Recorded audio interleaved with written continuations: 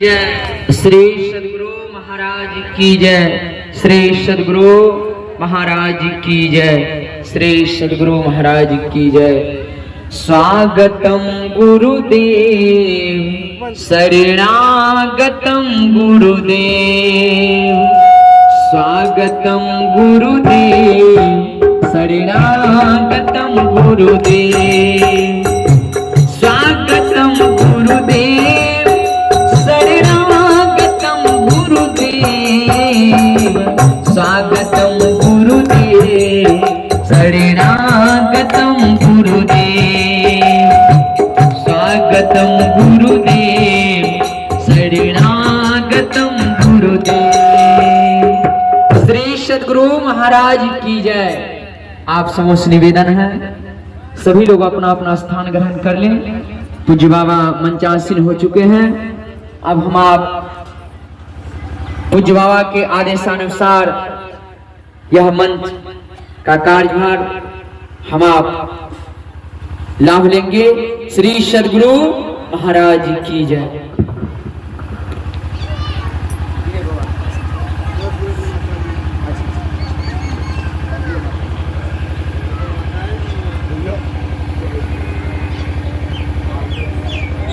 वृत्यार्तेऽहं प्रणतपाल भवाब्धिपोतं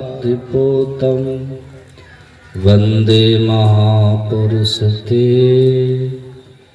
चरणारविन्दम्।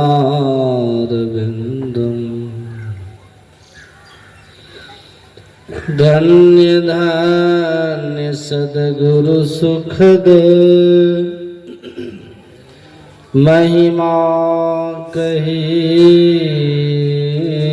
न जाए।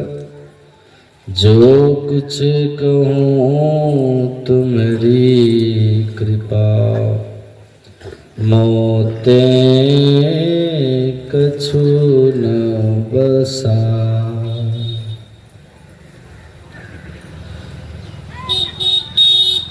बोलिए प्रेम से श्री सद्गुरु महाराज की। श्री सद्गुरु महाराज की जय। श्री सद्गुरु महाराज की।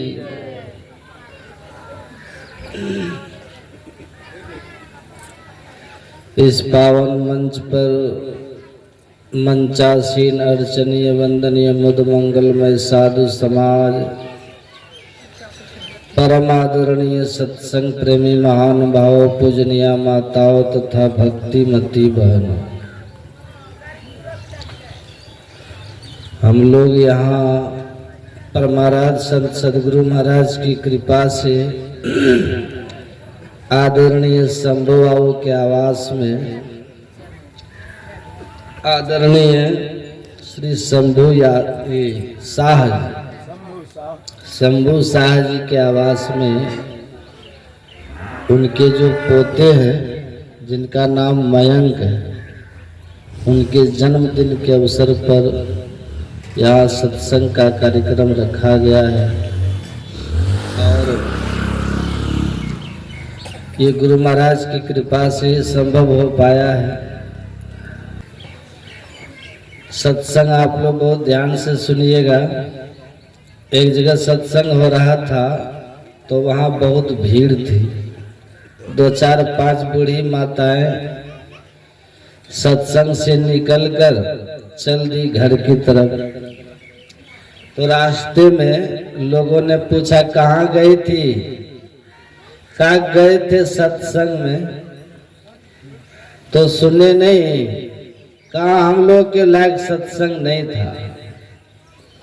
कहा मतलब सत्संग में कह रहा था बाबा जिसको मोक्ष चाहिए वो क्या करे, जिसको मोक्ष चाहिए कैसा साधन भजन करे। हम लोग मोक्ष लेकर क्या करेंगे? उनको कहने का भाव था, वो मोक्ष को मोक्ष समझ रही थी। दाढ़ी मोक्ष जो हम लोग होता है ना, माताएं कुछ ज्यादा सीधी होती। काम लोग मोक्ष लेके क्या करेंगे? लेकिन मोक्ष का भाव इस मोक्ष से नहीं है, मोक्ष का अर्थ होता है छुट्टी, मोक्ष का अर्थ होता है छुटकारा, मोक्ष का अर्थ होता है स्वतंत्रता, मोक्ष का अर्थ होता है पराधीनता से छुट्टी, स्वतंत्र हो जाना, आजाद हो जाना, निर्बंध हो जाना, निर्द्वंद हो जाना, निर्ग्रंथ हो जाना, ये है मोक्ष। अभी विचार कीजिए, हम लोग बंधन में हैं कि छूटे हुए हैं? विचार कीजिए, सोचिए, हम लोग अभी किस दशा में हैं, किस स्थिति में हैं? विचार करना चाहिए। और सत्संग इसी के लिए होता है। हमारे गुरु महाराज जी ने कहा है कि सत्संग हम क्यों करें, सत्संग करने का उद्देश्य क्या है। तो हमारे गुरु महाराज जी ने कहने कृपा की, संशय दूर बहार। सत्संग हम इसलिए करते हैं कि तद विषयक, जिस विषय की चर्चा हो, जिस विषय का पाठ हो, उसी से संबंधित कोई संशय मन में न रह जाए। संशय सत्संग से समाप्त होता है। और दूसरी बात, दृढ़ ज्ञान समुझाय बोध देख बुद्धि को हरते। पहली बात तो सदगुरु महाराज जी कहते हैं सत्संग का भाव ये है कि संशय बिल्कुल भी ना रहे, जो सुने उसके लिए निर्भ्रम हो जाए, निसंशय हो जाए। और दूसरी बात गुरु महाराज कहते हैं, सत्संग यदि सुने तो बुद्धि में बात अट जाए, दृढ़ हो जाए, बात घर कर जाए, जम जाए हमारी बुद्धि में, तब सत्संग का फल मिले। अन्य तो सत्संग में गए, संशय लगा ही रहा, सत्संग में आए, बुद्धि की दृढ़ता नहीं हुई, ज्ञान की पकड़ नहीं हुई, समझ में बात नहीं आई, तो फिर हम घर से भी गए और सत्संग से भी गए, तब कुछ लाभ होगा। इसलिए बात को समझ समझ के सुनना चाहिए, खूब ढंग से समझ लेना चाहिए, और संशय कोई मन में न रहे, निर्भ्रम हो जाए, निसंशय हो जाए, बात को खूब बढ़िया से समझ ले। एक बात देखिए, बात तो आप हर जगह सुनते हैं, लोग नेताओं की बात सुनते हैं, वकीलों की बात सुनते हैं, शिक्षकों की बात सुनते हैं, बहुतों की बात आप लोग सुनते हैं, रास्ते चलते भी बहुत लोग की बात आप सुन लेते हैं, बहुत कुछ सुनते हैं। वहां सुनने में और यहाँ सुनने में फर्क है ना? यहाँ और वहां में फर्क है। क्या फर्क है? यहाँ सुनने से बुद्धि की निर्मलता, यहाँ सुनने से बुद्धि की पावनता, और सबसे बड़ी बात, यहाँ यदि आप ढंग से सुनेंगे ना ज्ञान की बात को, यह आपका संस्कार यहाँ बन जाए, और आज नहीं तो कल ये ज्ञान काम आएगा। और दूसरी बात सुनिए, यदि कभी ऐसा भी हो, यदि समझे तब तो अति उत्तम है, और यदि नहीं भी समझ में आ रही है बात, तब भी सत्संग में बैठे रहे, तब भी हानि की तो बात ही नहीं, लाभ ही लाभ। आपके छोटे छोटे बच्चे होते हैं ना, कभी काल किसी बच्चे के मुंह में कोई रोग हो जाता, नहीं होता, बच्चा दूध पीना नहीं चाहता, तो माँ क्या करते हैं, बच्चे को जबरदस्ती दूध पिला देती। भले बच्चा पीना नहीं चाहता था, उसको कोई परेशानी रही होगी, तो वो दूध पीना नहीं चाहता था, लेकिन माँ ने जो बलात् उसको दूध पिला दिया, दूध जो बच्चा के पेट में चला गया, तो वहां वो पेट में जाकर के दूध अपना काम करेगा कि नहीं करेगा? करेगा कि नहीं? वो ऊर्जा देगा कि नहीं? शक्ति देगी कि नहीं? उसके अंग प्रत्यंग को चलाएगा, ऊर्जा भी देगा। ऐसे ही सत्संग में आकर के आप बैठे, यदि समझे तो बहुत उत्तम बात, और समझेंगे कौन? जो ध्यान से सुनेंगे वही समझेंगे।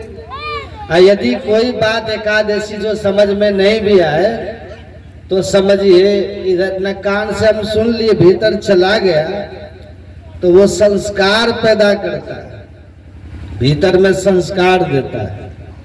और कैसा संस्कार देगा? भक्ति का संस्कार, भक्ति का बीज वपन होता है। ये संस्कार कभी मिटता नहीं है, ये अमानत रहता है।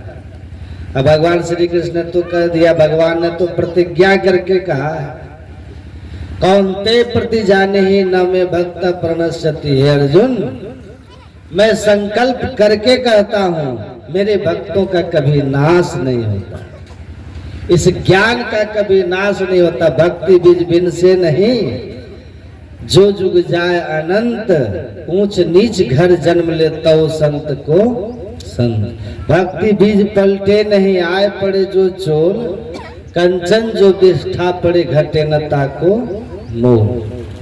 तो ये सत्संग कितना लाभ देगा, है ना? तो हम लोग यहाँ गुरु महाराज की कृपा से आदरणीय श्रवण जी के सुपुत्र के जन्मदिन के अवसर पर सत्संग करने बैठे। यह ईश्वर की कृपा से संभव हुआ है। अपने यहाँ हम लोग वैदिक सनातन धर्मावलंबी हैं ना, हम लोग वैदिक हैं। और वैदिक धर्म में वेद को प्रधान ग्रंथ माना गया, पर वेद सब कोई पढ़ नहीं सकते। वेद को पढ़ने के लिए योग्यता चाहिए, है ना? उसके लिए ज्ञान की गंभीरता, ज्ञान की गहराई चाहिए, उच्च कोटि की समझ चाहिए। वेद पढ़ना सबके बस की बात नहीं है।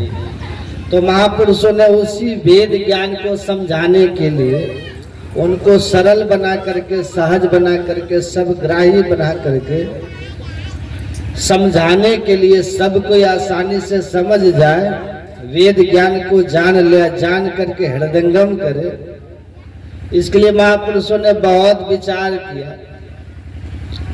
और अपने यहाँ इस काम को करने के लिए भगवान का अवतार भी हुआ। उसी में एक अवतार का नाम है वेदव्यास जी महाराज, महर्षि वेदव्यास। वेदव्यास जी महाराज ने एक ही वेद का 4 विभाग किया। बच्चा सबको सहटाई वैसे, और उसी को ठीक से समझाने के लिए वेदव्यास जी ने महाभारत ग्रंथ की रचना की। और भी खूब बढ़िया से समझाने के लिए और सरल बनाने के लिए वेदव्यास जी ने, तो वेदव्यास जी ने वेद के ज्ञान को, वेद की संदेश को समझाने के लिए वेदव्यास जी महाराज ने 18 पुराणों की रचना की। आज सब कोई जानते हैं अपने 18 पुराण है ना, जिसमें 17 को तो पुराण कहते हैं और एक को महापुराण कहते हैं, जिसको कहते हैं श्रीमद् भागवत महापुराण। उस भागवत महापुराण में वेदव्यास जी महाराज ने इसी वेद ज्ञान को समझाने के लिए तरह तरह से प्रसंग बस उनका विवेचन किया। आज सब कोई जानते हैं इस भागवत ग्रंथ के जो मुख्य वक्ता है वो कौन है? सुखदेव जी महाराज। आज श्रोता कौन है? परीक्षित जी महाराज। तो सुखदेव जी महाराज ने परीक्षित जी से कहा है, अथवा यूं कह दीजिए कि वेदव्यास जी महाराज ने ऐसा वर्णन किया, लिखा है, इस संसार में 3 चीज बहुत दुर्लभ है। ध्यान से सुनिएगा। दुर्लभ कहते हैं उसको जिसको पाना बहुत कठिन है, जो बहुत कठिनाई से मिले, जिसको पाने के लिए थोड़ी मेहनत करना पड़े, परिश्रम करना पड़े, दौड़ भाग करना पड़े, हिम्मत जुटानी पड़े, और तब मिल सके, तब उसका लाभ हो सके, उसी को कहते हैं दुर्लभ, है ना? वेदव्यास जी कहते हैं, ध्यान से सुनिए, लिखते हैं वो, इस संसार में 3 चीज बहुत दुर्लभ है, अर्थात इन 3 चीजों को पाना बहुत कठिन है। कोई बहुत मेहनत करे, बहुत परिश्रम करे, बहुत पुण्य करे, जिनके भाग्यों का उदय हो जाए, अथवा जिन पर ईश्वर की बड़ी कृपा हो जाए, ये सब संजोग जब जीवन में लगता है तब व्यक्ति के 3 चीजें मिलती। भागवत में वेदव्यास जी लिखते हैं, दुर्लभो मानुषो देहो, पहला देहिनाम क्षण भंगुरः तत्रापि दुर्लभा मन्ये वैकुंठ प्रिय दर्शनम। वेदव्यास जी कहते हैं संसार में जो सबसे दुर्लभ चीज है, जिसका पाना बहुत कठिन है, जो अपने से कोई व्यक्ति पा ही नहीं सकता, अथवा दुनिया का कोई व्यक्ति भी जो नहीं दे सकता, न पुण्य करके पा सकता है, न मेहनत करके पा सकता है, किसी के सहयोग से नहीं पा सकता है, न तो वो जो सबसे पहली वस्तु है, सबसे प्रधान पदार्थ है, वेदव्यास जी कहते वो है मानव का शरीर। ये अपने से कोई नहीं पा सकता। आप बहुत मेहनत कर लीजिए, बहुत पुण्य कर लीजिए, बहुत दान कर लीजिए, बहुत यज्ञ कर लीजिए, आज सोचिए कि अपने से हम मानव तन को प्राप्त कर लेंगे, ये बहुत कठिन है। वेदव्यास जी कहते हैं ये मानव का तन पाना बहुत कठिन है। मानव तन पालिए तो फिर सब सुलभ हो जाता है।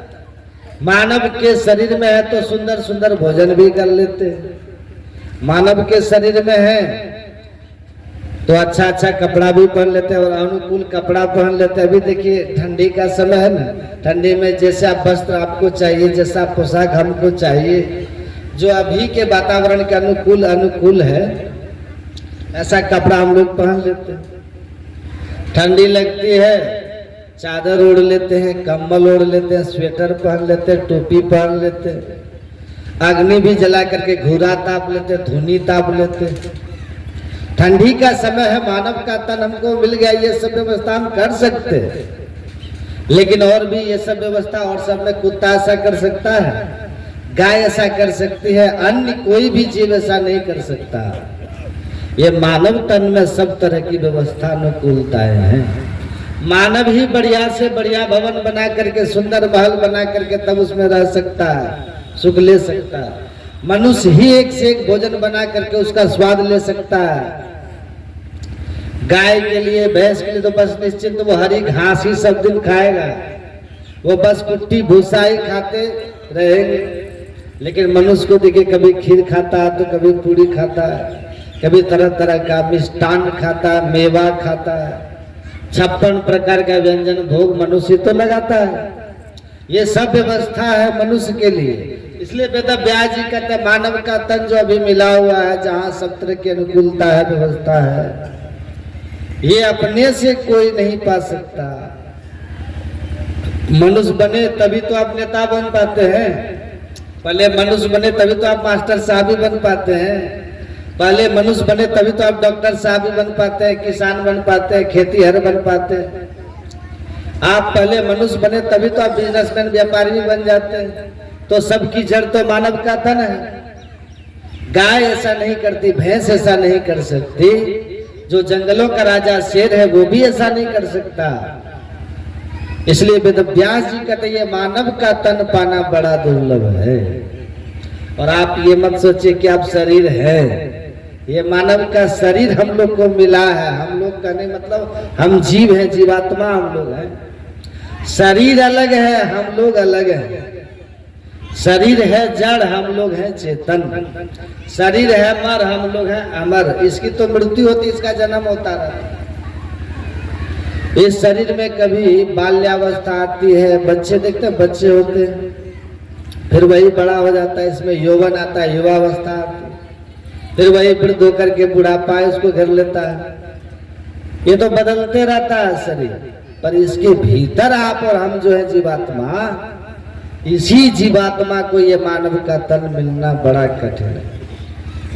गधा का शरीर मिलना, घोड़ा का शरीर मिलना, गाय का मिलना, बैल का मिलना, कीड़ा मकोड़ा बन जाना, पेड़ पौधा बन जाना, लता विटप बन जाना, पशु पक्षी बन जाना, जलचर बन जाना, थलचर बन जाना, नभचर बन जाना, जो आकाश में चलने वाले वो सब बन जाना बड़ा आसान है। ये सब तो व्यक्ति कर्म करके पा सकता है, लेकिन ये मानव का तन पाना बड़ा कठिन। इसलिए वेदव्यास जी कहते दुर्लभो मानुषो देहो, ये मानव का तन पाना बड़ा कठिन। ये किसको मिलता है?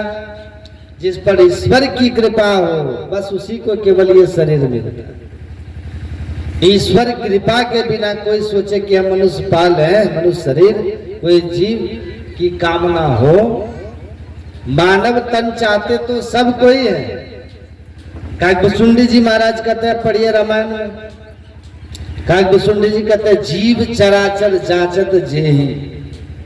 जितने चलने वाले जीव है और जितने नहीं चलने वाले जीव है, सब चाहता कि मानव का शरीर हमको मिले, सब चाहता, लेकिन पाना बड़ा कठिन। और आपको आश्चर्य लगेगा, देवी देवता भी चाहता कि मानव का तन मिले। ये वचन किसी आम व्यक्ति का नहीं, राम भगवान का वचन है। राम भगवान का तो सुर दुर्लभ। ये मानव का तन देवताओं को पाना भी बड़ा कठिन है, पर चाहते वो भी सबको ही नहीं मिलता।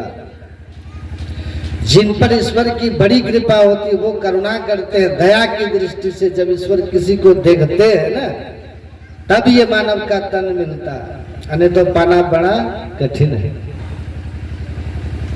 मान लीजिए ईश्वर की कृपा हो गई, मानव का तन आपको मिल गया, इसको सब दिन रख पाइएगा? रख पाएंगे सब दिन इसको? आप कितना बॉडी गार्ड रख लीजिए, आप कितनी भी बड़ी भयंकर हार्ड सिक्योरिटी में चलिए, गार्ड रख के चलिए, चलते ना आजकल लोग गार्ड लेके चलते हैं, आप कितनी भी व्यवस्थाएं लेके चलिए, पर इसको सब दिन रख पाइएगा? इसको रख नहीं पाइएगा। तो पहला तो दुर्लभ है कि मानव का तन मिले, यही सबसे बड़ा दुर्लभ है। और यदि मानव का तन ईश्वर कृपा से मिल भी गया तो इसको अपने इच्छा अनुसार, अपने मनोनुकूल आप चाहिए कि हम सब दिन रखें तो रख पाइएगा?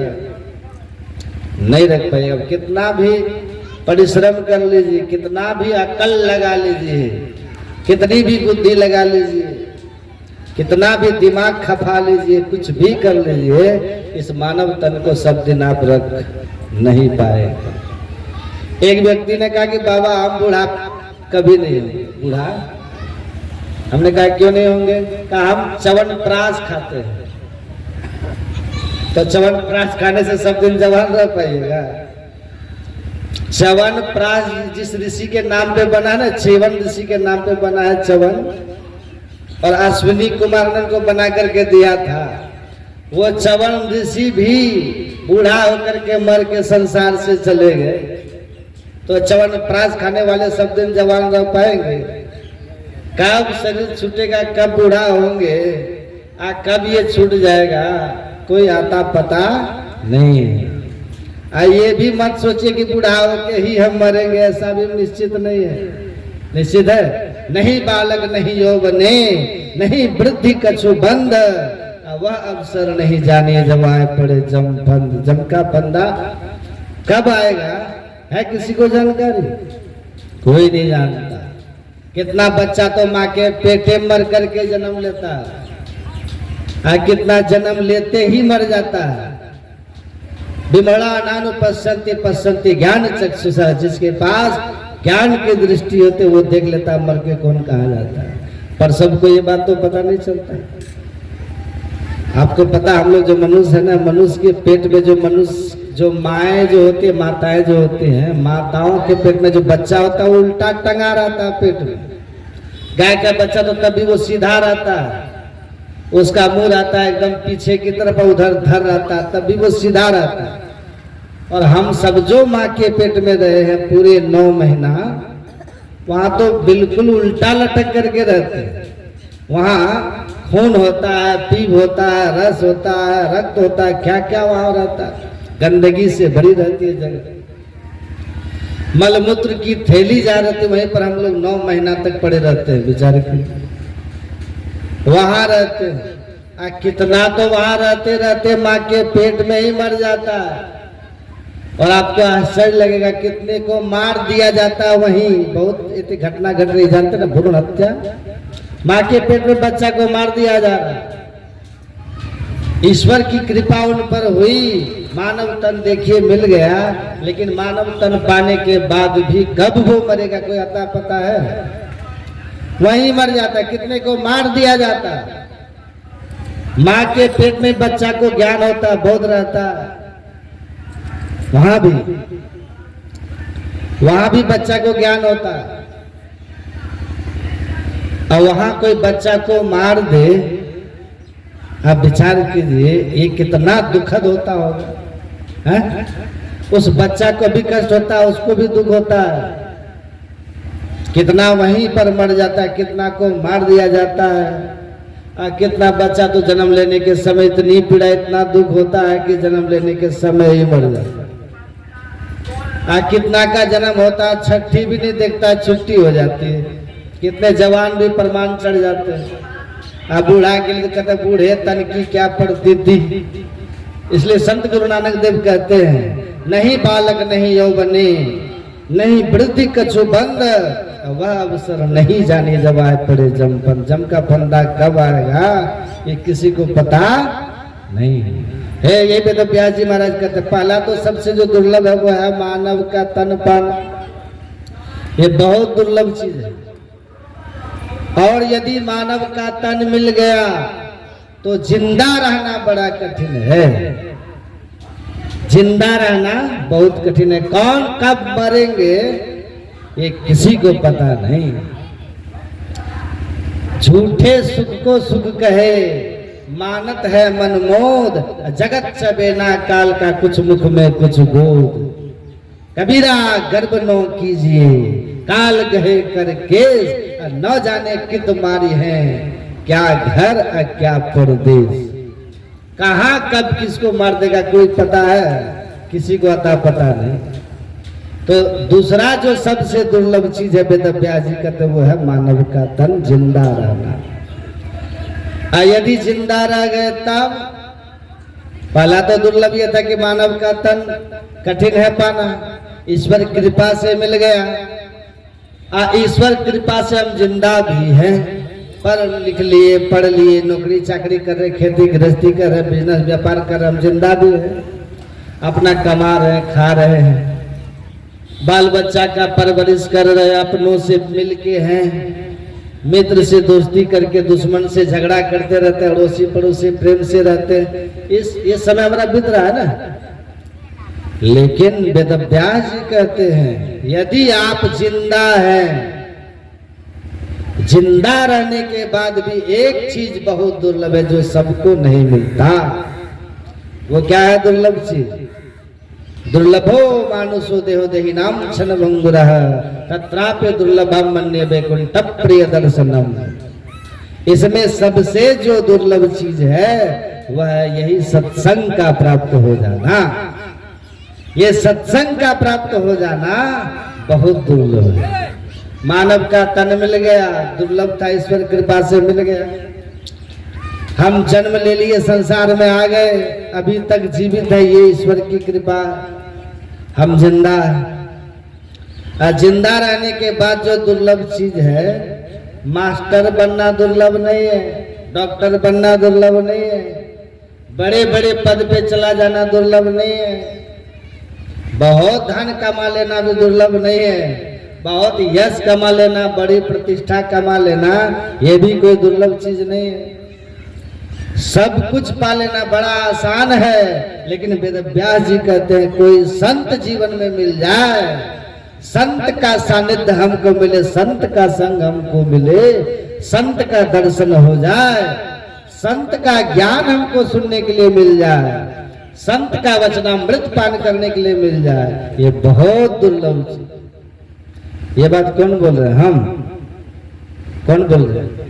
ये वेद व्यास भगवान, जो भगवान के अवतार है वो बोल। ये सत्संग पाना, संत महापुरुषों का दर्शन पाना, ये बहुत दुर्लभ चीज। लेकिन ये मिलता है किसको? संत का दर्शन किसको होता है? संत का वचनामृत किनको मिलता है? संत का सानिध्य किनको नसीब होता है? बड़ी बड़ी बातें इसके लिए है, बड़ी बड़ी बातें हैं, ध्यान से सुनिएगा। अपने यहाँ सब कोई जानते हैं 33 करोड़ देवी देवता है, जानते हैं ना? 33 करोड़, पता है ना? कोटि का मतलब प्रकार भी होता है, कोई कहते 33 प्रकार के देवता। 33 प्रकार के देवता में कहते हैं 12 तो आदित्य होता है, 11 रुद्र होते हैं, 8 वसु होते हैं और इंद्र प्रजापति, ये सब मिला करके 33 प्रकार के देवता है। और कोई कोई कहते कि 33 करोड़ देवता होते हैं। अब विचार कीजिए, तो 33 करोड़ है देव, अब महादेव कितना है? एक ही है ना भगवान शिव। 33 करोड़ है देव, देवताओं की संख्या है 33 करोड़, एक ही है महादेव जिनको भगवान शंकर अपना। भगवान शंकर से किसी ने पूछा, माता पार्वती ने प्रश्न किया, रामायण में आप पढ़ेंगे। भगवान शंकर से माता पार्वती प्रश्न करती, हे प्रभु, जो सबसे बड़ा लाभ है दुनिया में, जिसका पाना बहुत दुर्लभ है, जिसका प्राप्त होना बड़ा कठिन है, ये लाभ, ये संतों का लाभ आखिर किनको मिलता है? ये प्रश्न है माता पार्वती का। सुन रहे ना आप लोग? ये सत्संग का लाभ किनको मिलता है? सत्संग, संत महापुरुषों का दर्शन, ये नसीब किनको होता? तब भगवान शंकर ने उत्तर दिया। भगवान शंकर कहते, देवी बिनु हरि कृपा न होय सो गावहि वेद पुराण। है केवल देवी, मैं ही नहीं कह रहा हूं, ऐसा वेदों में लिखा है, पुराणों में लिखा है, वेद पुराण सब कहता है। जब तक किसी के ऊपर ईश्वर की कृपा न हो जाए तब तक संत महापुरुषों का दर्शन नहीं होता। अब भगवान शंकर झूठ भी बोलते हैं। आपको लगता होगा कि भगवान शंकर झूठ बोलते हैं। देखिए, भगवान शंकर इतने सत्यनिष्ठ हैं, इतने सत्य संकल्प है भगवान शंकर। रामायण में है ना, उनकी जो अर्धांगिनी है, धर्म पत्नी है माता सती, जो जगदम्बा भवानी है, संग सती जग जननी भवानी। जो जगदम्बा है, जो जगत जननी है, जो भवानी है, वो माता सती एक बार झूठ बोल गई। एक बार जीवन में, कितना बार? एक बार झूठ बोल गई। और उसी झूठ के चलते भगवान शंकर ने सती का सदा के लिए परित्याग किया। एक झूठ के चलते। ऐसे जो भगवान शंकर हैं, इतने सुंदर पत्नी, इतनी पतिव्रता, दक्ष की पुत्री, ऐसी पत्नी को, ऐसी पतिव्रता, ऐसी परम सुंदरी को, त्रिलोक सुंदरी को भगवान शंकर ने एक झूठ के चलते सदा के लिए परित्याग कर दिया। अब विचार कीजिए, इसी से भगवान शंकर को झूठ से कितना नफरत हो। भगवान शंकर कितने सत्यवादी हैं, है कि नहीं? वो भगवान शंकर बोल रहे हैं किनको? वही सती जो पहले थी, जो पहले जन्म में सती थी, प्रथम जन्मी दक्ष गृह जाई, नाम सती सुंदर तनु पाई। जो पहले जन्म में दक्ष की पुत्री होके जन्म ली थी, जिसका नाम सती था, जो परम सुंदरी थी, वही सती एक झूठ बोलने के कारण भगवान शंकर से तिरस्कृत हो जाती है, उपेक्षित हो जाती है, अनादृत हो जाती है। और वही मर करके उस जन्म में अगला जन्म फिर लेते हैं, उसी का नाम पड़ता है पार्वती। उसी पार्वती माता ने प्रश्न किया है, हे प्रभु, ये किसको मिलता है? क्यों प्रश्न किया आपको पता है? जब वो सती देह में थी पार्वती माता, तब भगवान शंकर सती को साथ में लेके गए थे वहां कुंभज ऋषि के आश्रम में सत्संग सुनने के लिए। एक बार त्रेता जुग माही शंभु गए कुंभज ऋषि पाही, असंग सती जग जननी भवानी, पूजे ऋषि अखिलेश्वर जानी। राम कथा मुनि बरज बखानी, सुनी महेश परम सुख मानी। सती वहां गई तो थी शंकर भगवान के साथ में सत्संग सुनने, पर सती ने वहां जाकर के भी सत्संग नहीं सुनी। इधर का चिंतन करती रही, उधर का चिंतन करती रह गई। ऐसी बात वैसी बात, सभी बातों को सोचते विचारते रह गई। वहां बैठी रही, कुछ उस जगह पे वो रही, उपस्थित भी रही, उस परिवेश में रही, माहौल में रही सती, लेकिन सत्संग के प्रति उनके भीतर में उपेक्षा का भाव है। और उपेक्षा का भाव जब व्यक्ति के भीतर में पैदा होता है तो फिर न वो कुछ सुन पाता है न कुछ समझ पाता है, उसका ध्यान है उधर से। सती वहां रह करके भी सत्संग को न सुन सकी न समझ सकी, और वही सत्संग का जो अनादर सती ने किया, उसी सत्संग के अनादर करने के कारण सती के साथ ऐसा घटित हुआ, ऐसा कुछ विघटित हो गया कि सती को अपने पिताजी के यज्ञ में जाकर के अपने शरीर का परित्याग करना पड़ा, मर गई। हाँ, मर करके फिर वही अगले जन्म में पार्वती बनती।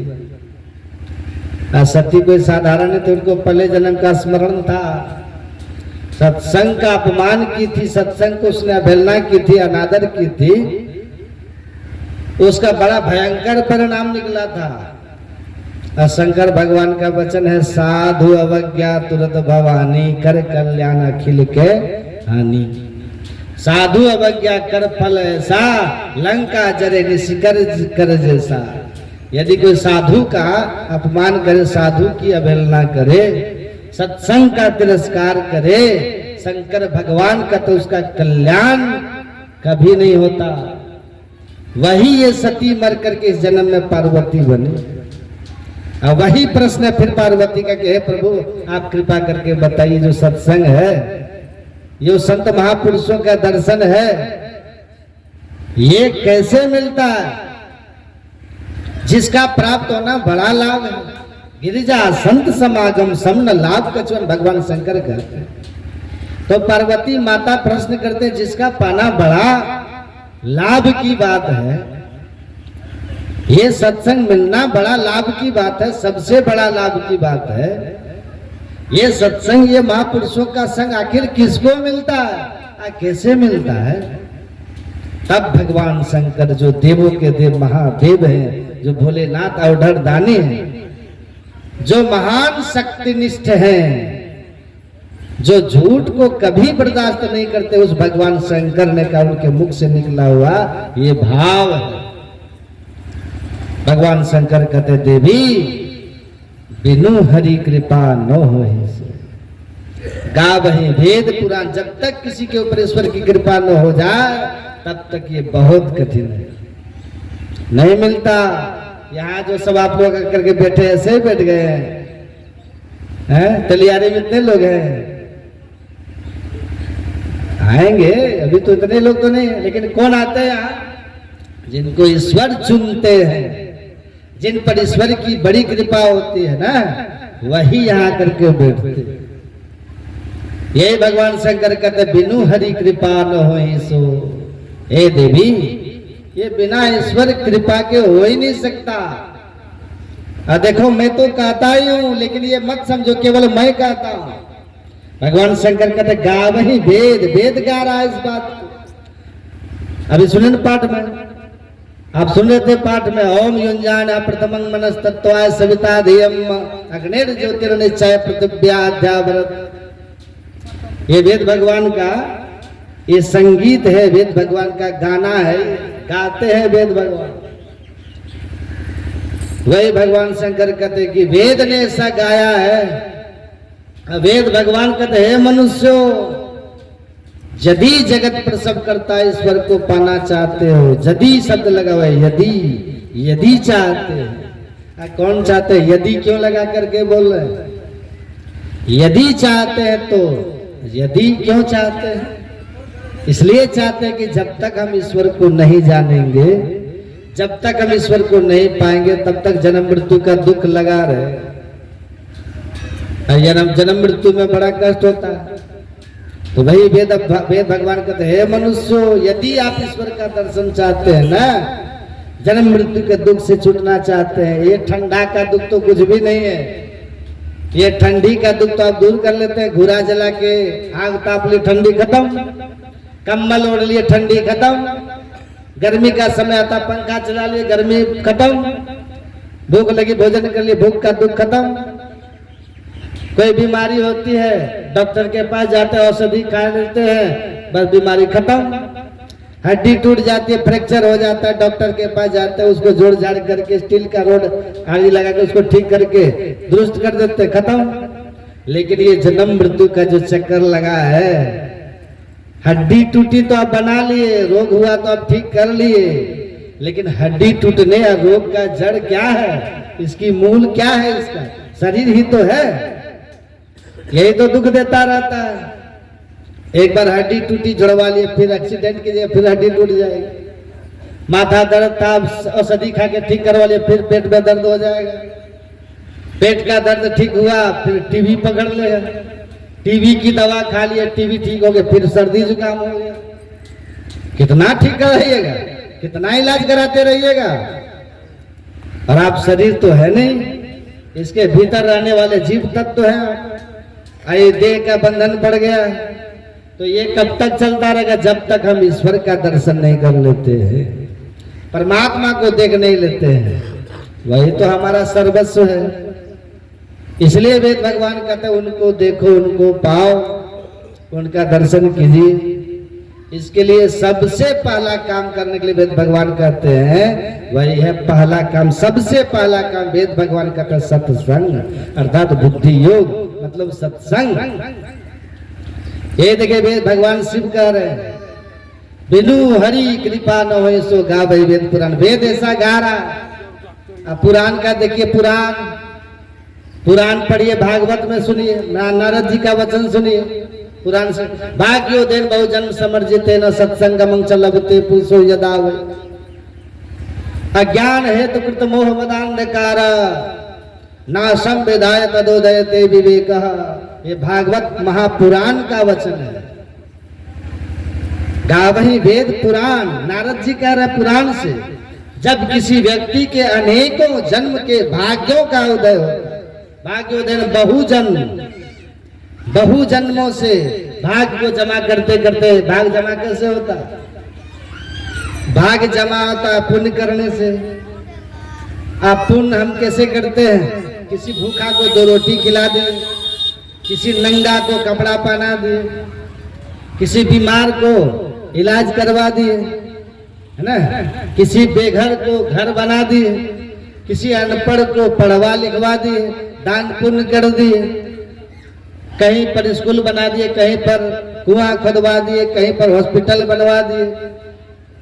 ये पुण्य कर्म करते रहते।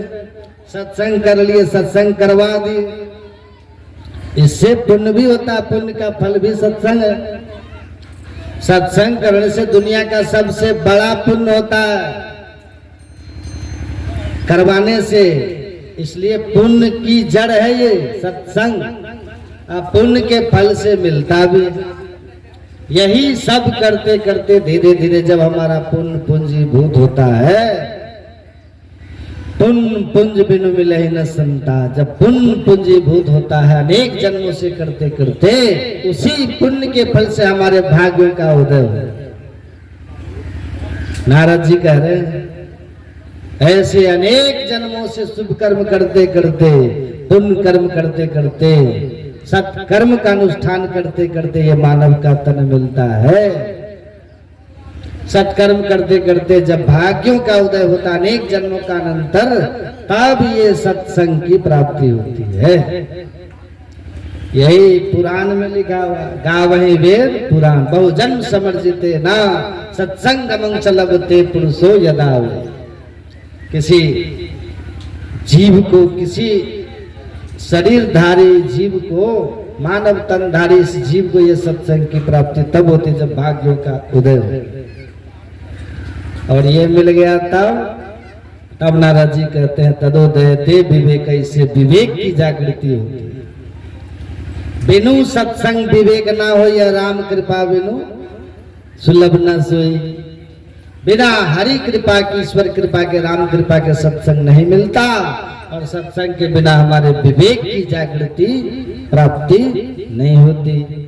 अब विवेक की प्राप्ति नहीं होगी तब क्या होगा, बिनु विवेक संसार घोर निधि पार न पावे कोई।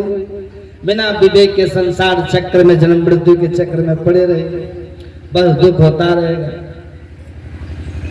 जन्मत मरत दूसरा दुख होई, बहुत दुख होगा। आप देखते हैं कितने तो ऐसे प्राणी हैं जो ठंडा में ठिठुर के मर जाता है, नहीं होता है? कितनी गायें मर जाती, कितने भैंस मर जाती, कितना कुत्ता बिल्ली ठंडी में ठिठुर ठिठुर के मर जाता है। और गर्मी में देखिएगा कितने लू लग करके मर जाता है कि नहीं, कोई व्यवस्था रहता है? कितना दुख होता रहता है, कितना कष्ट होता है। भगवान शंकर कहते देवी ये सब बात ग्रंथों में लिखी हुई है, वेदों ने गाया, पुराणों ने गाया, गावहि वेद पुराण, कि जब व्यक्ति के ऊपर ईश्वर की कृपा हो, भाग्योदय होने से, पुण्योदय होने से, तब ये सत्संग मिलता है। अब सुनिए, ये मानव का तन दुर्लभ था, वो मिल गया। जिंदा रहना कठिन था, मुश्किल था, दुर्लभ था, हम जिंदा रह गए। ईश्वर की कृपा हमारे ऊपर हो गई, ये सत्संग मिल गया। और सत्संग मिल गया तब क्या लाभ होगा?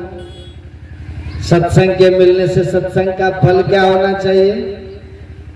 बहुत आपने सत्संग में सुना, कई बार आप लोगों मैंने सुनाया है कि जो सत्संग में जाते उनको 4 फल की प्राप्ति होती है। सुनी समझहि जन्मुदित मन, मज्जय अति अनुराग, अल्लाह ही 4 फल अछत तनु साधु समान प्रयाग। जो सत्संग में चले आए और सत्संग में आकर के आराम से बैठे, अब बड़ी श्रद्धा से सत्संग सुने और सुन करके सभी बातों को समझ भी ले और समझ करके उस बात को मन में धारण कर ले और तदनुकूल आचरण कर ले। तुलसीदास जी कहते इसका बड़ा फल है। और जो बात तुलसीदास जी महाराज कहते हैं ना, वही बात हूबहू हमारे गुरु महाराज जी कहते हैं। पता लगे हमारे सतगुरु महाराज कहते हैं, सतजन सेवन करत नित्य सत्संगति करना। सतजन कहते हैं साधु को, सतजन कहते हैं संत महापुरुषों को। तो हमारे गुरु महाराज कहते हैं साधु पुरुषों का संग करके, संत महापुरुषों का संग करके आप प्रतिदिन सत्संग कीजिए और सत्संग में सुनिए, बात को समझिए, मनन करिए, मनन करके और ठीक से गहराई से समझिए। आप देखिए गुरु महाराज हमारे क्या कहते हैं, मनन करत नहीं बोध होई तो पुनि समुझिए। यदि मनन करते से बोध न हो जाए, ज्ञान नहीं हुआ, कोई बात समझ में नहीं आई, तो गुरु महाराज कहते उसको फिर से समझिए, फिर से सुनिए, अथवा जिज्ञासा कीजिए, प्रश्न पूछिए, वहां आपको समझा देंगे। समझिए, समझ गए तब समझी बोध जो होई रहनी ता सम कर लीजिए। यदि बात को समझ गए, ज्ञान बात मन में अट गया, तब गुरु महाराज कहते हैं अपने रहनी वैसी बना लीजिए, रहन सहन वैसा बना लीजिए। इसी का फल क्या होता है? तो तुलसीदास जी कहते हैं ही 4 फल मिलता है। 4 फल कौन सब है? अर्थ, धर्म, काम और मोक्ष, ये 4 फल है। ये चारों फल की प्राप्ति हो जाती है। अर्थ का अर्थ मतलब धन संपत्ति वैभव। जो ठीक ठीक सत्संग करेंगे, बाहर अंतर सत्संग को सुनेंगे, फिर समझेंगे, फिर निधिध्यासन करेंगे, आचरण में उतार लेंगे, अगर ठीक से ऐसा सत्संग करेंगे, ऐसा व्यक्ति कभी धन के लिए दुखी हो ही नहीं सकता। उनके पास, उनके जीवन में उनकी आवश्यकता अधूरी कभी हो ही नहीं सकती। उनके जो आवश्यकता होगी उसकी पूर्ति अवश्य हो जाती। इसलिए सत्संगियों के पास इसका अभाव नहीं रहता। और यदि अभाव है तो समझिए हमने सत्संग ठीक से नहीं किया, या यदि अभाव है तो समझिए हमारे भीतर इच्छाओं की ढेर लगी हुई। इच्छा की पूर्ति कभी नहीं होती, आवश्यकता की पूर्ति तो हो जाती है। नहीं, आवश्यकता कि हमें कपड़ा चाहिए तो कपड़ा मिल जाता है। नहीं, और किसी के भीतर हो कि नहीं हम 7 दिन में 7 ड्रेस पहने, तो ये सत्संग से नहीं मिलेगा, है ना। आवश्यकता है भोजन करने की, हमको भोजन मिले, हम जिंदा रहे, पेट हमारा भरे, शरीर हमारा स्वस्थ रहे, सबल रहे, ऊर्जावान होकर के हम रहे, तो भोजन समय से आपको मिल जाएगा। अरे मनुष्य की बात कौन कहे, संत तो कहते हैं मुर्दा हो को देते कफन लकड़ी आग, आ जिंदा नर चिंता करे ताका बड़ा अभागी। तो अभागी लोग खाने पीने के लिए चिंता करता है। यदि कोई सत्संग करे, सत्संगी भूखा मरे, ये हो ही नहीं सकता, ये संभव नहीं है। पांव फटी पगड़ा भया, जागे जीवा जून, सब काहू को देते है चोट समाना चून। अजगर करे न चाकरी, पंछी करे न काम, तीन लोग नौखंड में सबके दाता राम। इसका मतलब साधु महात्मा ये नहीं कहते कि बस अजगर के तरह आप भी बैठे रहिए दिन भर, जीवन भर आप भी बस बैठे रहिए निठल्ला होकर के, अकड़मन होकर के, आलसी बन करके आप बैठे रहिए, ऐसा नहीं कहते। हमारे गुरु महाराज कहते हैं सत्संगी बने हैं ना तो स्वावलंबी जीवन जी लीजिए, थोड़ी मेहनत करिए, थोड़ा परिश्रम कीजिए, जीवन बिताओ स्वावलंबी। भरम बाड़े फोड़ी कर, संतों की आज्ञा है ये में ही माथ धर छल छोड़ कर, ये सभी संत महात्माओं का आदेश है। हमने ठल्ला बैठे मत रहिए, सब कुछ कीजिए और सत्संग भी कीजिए, समय से ध्यान भी कीजिए, कोई कमी नहीं रहेगी आप। और आप असल में धर्मात्मा कहलाएंगे। असल में सत्संग में आने वाले पुरुष ही धर्मात्मा वो कहलाते हैं जो सत्संग के वचनानुकूल अपना आचरण बना ले। सत्संग में सब तरह की बातें कही जाती हैं और सभी बातों को जो सुन ले, समझ ले, वैसा कर ले तो वो धर्मात्मा बन जाते हैं, वो धर्मात्मा हो जाते हैं। उनकी कामनाओं की पूर्ति होने लग जाती है और जब उनकी मृत्यु होती है, उनका देहावसान होता है ना, शरीरांत होता है, तो उसके बाद उनकी सदगति हो जाती है। ये कितना लाभ है, ये सब तो लाभ है ही है। सबसे बड़ा लाभ क्या है, शरीर हमको मिल गया, ईश्वर कृपा से शरीर हमको मिल गया, हम जिंदा भी ईश्वर कृपा से हैं और सत्संग भी ईश्वर कृपा से हमको मिल गया। तो सत्संग मिलने के बाद तो लाभ बहुत होता है, ऐसा कोई लाभ नहीं जो सत्संग मिलने के बाद बाकी रहे, सब लाभ मिलता है।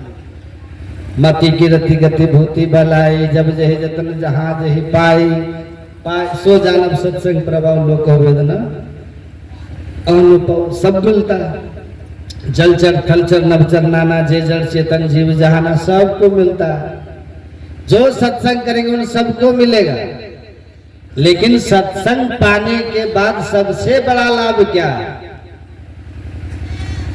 भगवान शंकर ने ये कहा कि दुनिया में सबसे बड़ा लाभ है सत्संग का मिलना। और सत्संग के मिलने के बाद तो बहुत लाभ मिलता है, लेकिन सत्संग मिलने के बाद सबसे बड़ा लाभ क्या है, सबसे श्रेष्ठ लाभ क्या है? आपको पता नहीं होगा, अथवा होगा तो आश्चर्य लगता होगा। सत्संग में आने से व्यक्ति का रोग भी ठीक हो जाता है, सत्संग में आने से निसंतान को संतान भी हो जाती है, सत्संग में आने से निर्धन को धन भी हो जाता है, सत्संग में आने से पद दलित को पद की प्राप्ति भी हो जाती है। सत्संग से ये सब लाभ होता है। लेकिन सवाल ये है कि सत्संग में आकर के हमें लाभ कौन सा लेना चाहिए, कौन सा सबसे बड़ा लाभ है? जो लाभ एक बार हमको मिल जाए तो फिर वो लाभ हानि में न बदल जाए, वो कौन सा लाभ है? निसंतान थे आप, सत्संग में आए तो सत्संग के पुण्य प्रताप से, सत्संग की कृपा से आपको संतान हो गई। क्या वो संतान सब दिन रहती है? रहती है संतान सब दिन? संतान नहीं रहती। आपका विवाह नहीं हो रहा था, सत्संग में आए, ईश्वर कृपा हो गई, अनुकूल मिला, विवाह हो गया, तो क्या पति पत्नी सब दिन साथ रहिएगा? इस मरु में किन से लिपट जुड़ाऊं, सबों को ज्वाला में जलते देखा। कुछ तो चढ़े चिता के रथ पर, कुछ कब्रों की ओर चला। अब पल भर रुका न मित्र पुत्र, माता से नाता तोड़ चलानी संतान थे, सत्संग में आए, ईश्वर से मनोती की, गुरु महाराज से मनोती की, संतान हो गई।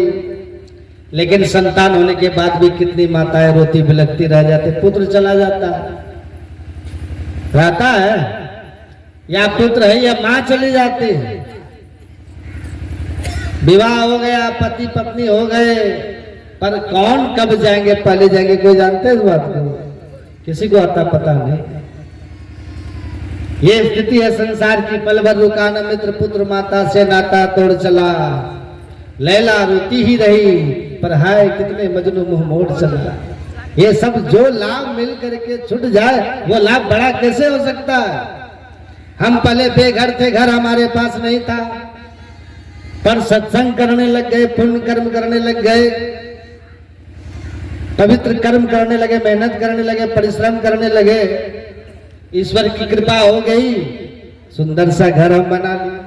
क्या घर में सब दिन रहेंगे? वहां घर सब दिन रहेगा हमारा? यदि एक बार भूकंप होगा, ज्यादा नहीं, बस 1 मिनट तक भूकंप हो तो घर रहता है। जाके देखिए ना, नेपाल चीन में जाके देखिए, बहुत बार भूकंप होता है, घर डनमनाते रहता है।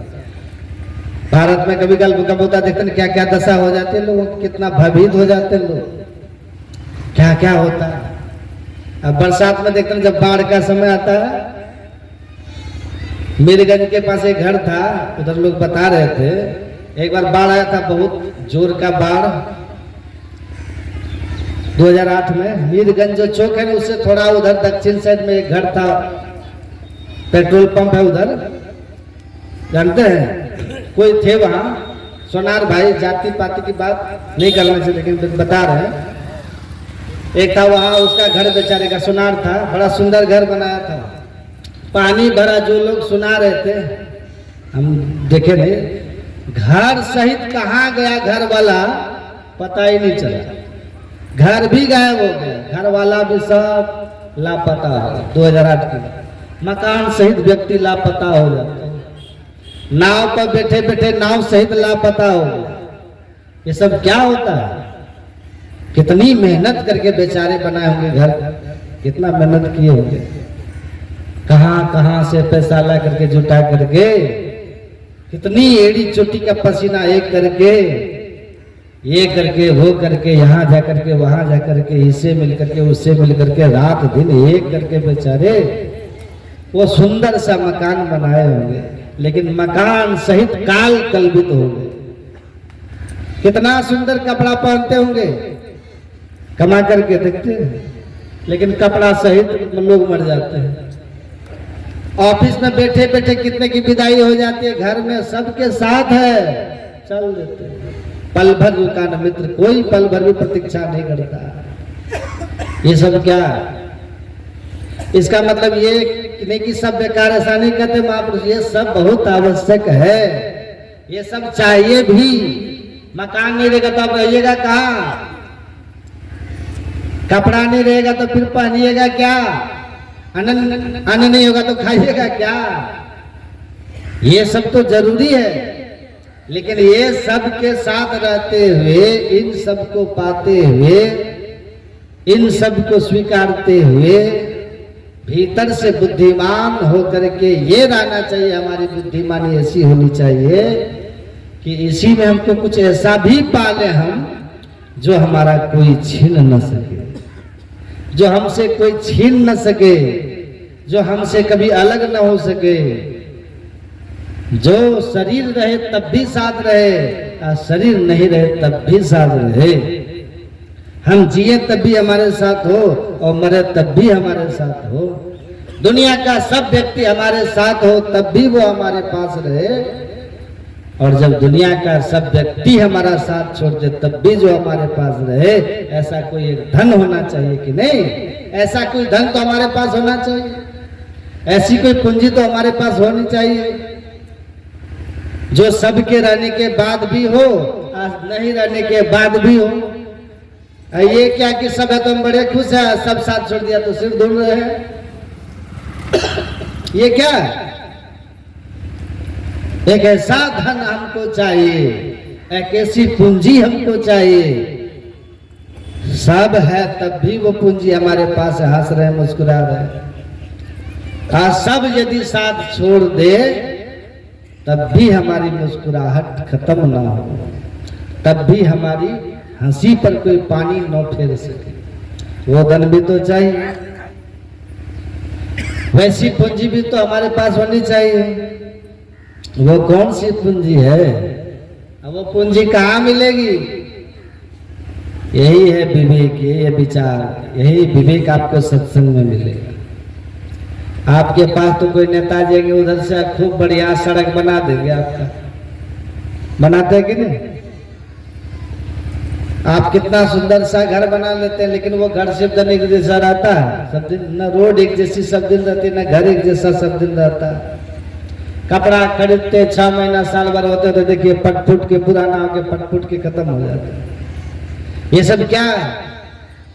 कोई नेताजी आते स्कूल बनवा देते, कोई नेताजी आते स्कूल बनवाए सड़क बनवा देते, कोई नेताजी आते हॉस्पिटल बनवा देते। उधर से कोई व्यक्ति आता हमको बहुत धन दे देता, उधर से कोई व्यक्ति आता हमारा घर बनवा देता। ये सब कुछ तो हम पा लेते हैं, लेकिन ये सब दिन रहता है? सब दिन नहीं रहता। एक ऐसा धन हमको चाहिए जो हमारे पास सब दिन हो। ये कितना बदल रहा है देखिए, ये सब परिवर्तन हो रहा है। न वो सड़क मिलेगी, न वो व्यक्ति मिलेगा, व्यक्ति नाक नक्शा फिर बदल जाता है, सब बदल जाता है। 2 साल पहले कितने अच्छे थे, अभी कैसे हो गए? एक ऐसा धन हमारे पास हो जो हमारे पास रहे तो सब दिन वैसा ही रहे, सब दिन बरकरार रहे, जिसके लिए न कभी शोक हो, न कोई संताप हो, न खोने का डर हो, न बिछुड़ने का डर हो, न किसी के चुराने का डर हो, न वो आग में जल सके, न पानी में बह सके। ऐसा एक धन तो हमारे पास होना चाहिए कि नहीं? वही धन जब किसी को मिलता है तो वो परम संतुष्ट हो जाता है, वो भीतर से कृतकृत्य हो जाता है। जो धन एक बार मिले तो फिर कभी खोए नहीं, जो कभी बिछुड़े नहीं, जो हमारे पास सदा के लिए बरकरार हो जाए, रहे, अमानत रहे। यही है सत्संग का सबसे बड़ा लाभ, ये सबसे बड़ा लाभ। और जो सत्संग हमको ये बड़ा लाभ दे दे, वास्तव में वही सत्संग है। लेकिन अब तो सत्संग में भी भूत खेल होने लगा है, सत्संग में जादूगिरी होने लगा। लोग सत्संग करते भगवान का, भगवान की चर्चा करते, भगवान की बात करते हैं हम लोग, वो भी बारी बारी बात करते। लोग बाहरी धर्म की बात करते तो बाहरी बारी करते, लेकिन लोग कैसे आए, कैसे झुके? लोग भी वही जाते जहाँ कोई जादूगर जादूगरी दिखाए, जहाँ कोई भूत खेल होता है ना, वहीं पर लोग भी जाते हैं। जहाँ पर कोई आशीर्वाद की बात हो, रोग भगाने की बात हो, मकान बनाने की बात हो, संतान पाने की बात हो, विवाह शादी की बात हो, लोग भी वहीं जाते हैं।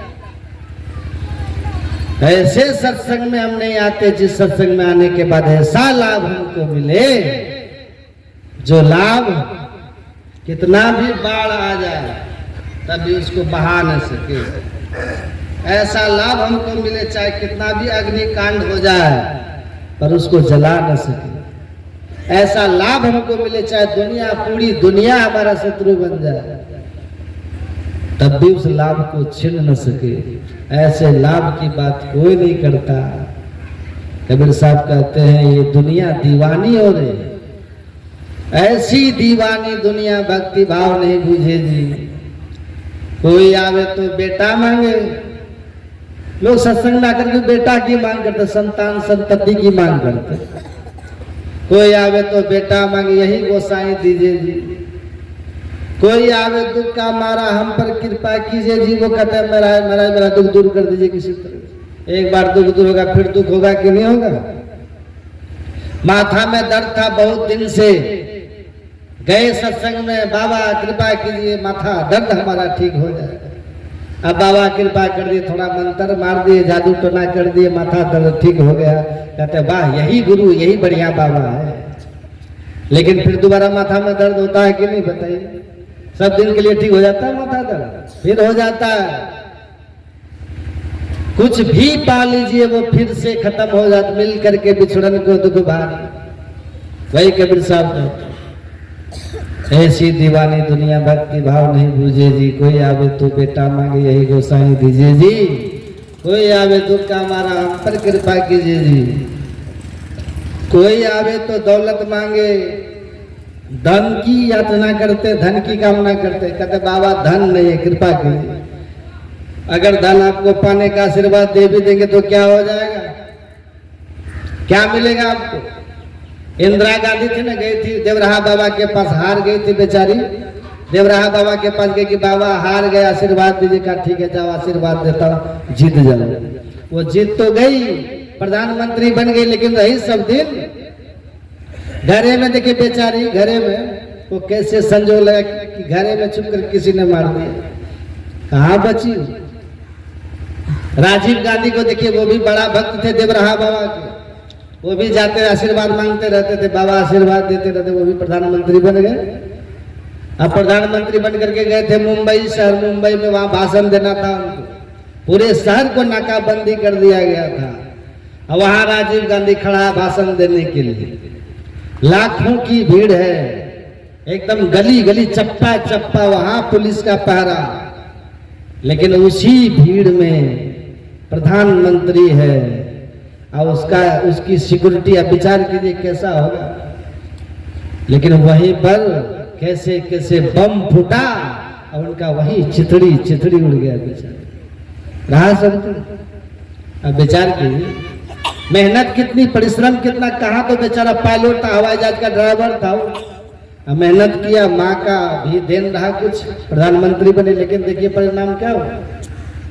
उसी का भाई था संजय गांधी, हम लोग को तो साइकिल नहीं मिलता चढ़ने के लिए, अब वो हवाई जहाज में उड़ रहा था वहां आकाश में, वहीं उड़ते उड़ते वहीं प्लेन क्रैश कर जाता, वहीं पर एक्सीडेंट होता, वहीं वो मर जाता। कहावत है आपने यहाँ बन गया ना, कहावत बन गया। राजीव मरा मद्रास में, ये कहावत लोग कहते हैं, राजीव गांधी मरे मद्रास में, इंदिरा गांधी मरी आवास में, संजय गांधी मरे आकाश में। मद्रास में भी मृत्यु का तांडव और आवास में भी मृत्यु का तांडव और आकाश में मृत्यु का तांडव। तो यहाँ तलियारी में तांडव नहीं है, सब जगह कोई आवे तो दौलत मांगे, भेंट रुपया लीजिए जी। अब 2 रुपया चढ़ाते हैं, 10 रुपया चढ़ाते हैं, लाख की कामना करते हैं। ये सत्संग का लाभ बड़ा लाभ नहीं है, ये नहीं है। कोई करावे ब्याह सगाई सुनत गोसाई दीजिए जी। कबीर साहब कहते सांचे का कोई ग्राहक नहीं, झूठे जगतपति जी। जो जैसा ग्राहक होना चाहिए सत्संग माने के बाद, ऐसा कोई ग्राहक मिलता और देने वाला भी वैसे सब बैठा हुआ है। देने वाला भी अब जादूगरी करने लगा, सत्संग मंच पे जादूगर बन करके बैठा हुआ है। उनको भी भगवान की चर्चा से कोई मतलब नहीं, भगवान की कथा कम और जादूगरी ज्यादा, तंत्र मंत्र ज्यादा, लोग उधर ही भाग रहे हैं। कबीर साहब कहते सांचे का कोई ग्राहक नहीं, झूठे जगतपति जी। ये झूठे के पीछे झूठ कहते जो मिल करके नहीं रहे, जो असत्य है, जो कभी रहे कभी नहीं रहे, वो झूठ होता है। और जो सब दिन रहे वो सत्य वस्तु है। एक ऐसा लाभ जो हमको मिले तो कभी छूटे ना, कोई छीन ना सके, कोई लूट ना सके, आग जला ना सके, पानी उसको बहा ना सके, उसमें कोई बट्टा बखरा न कर सके, कोई हिस्सेदारी न ले सके, ऐसा कौन सा धन है। वही धन का परिचय सत्संग आपको बताएगा, और उसी परिचय बताने में सत्संग की महिमा भी है।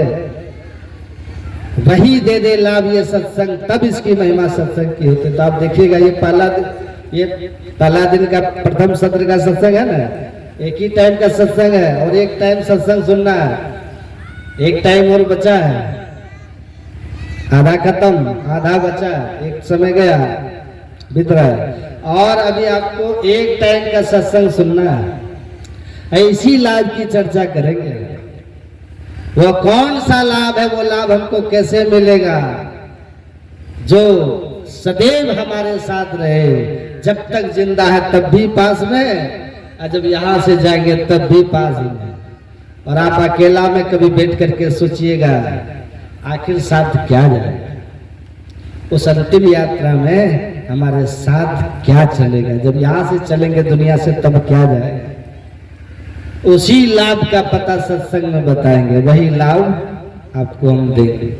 अभी तो समय बहुत हो रहा, 10 बजने वाला है, 10 में आरती होके बस होना, तब ना ध्यान कीजिएगा। अभी 10 से 11 ध्यान भी है यहाँ, है ना। अपराह्न काल में आपको हम सुनाएंगे विभीषण जी का प्रसंग, ठीक है, दिव्य प्रसंग, विभीषण राम मिलन का।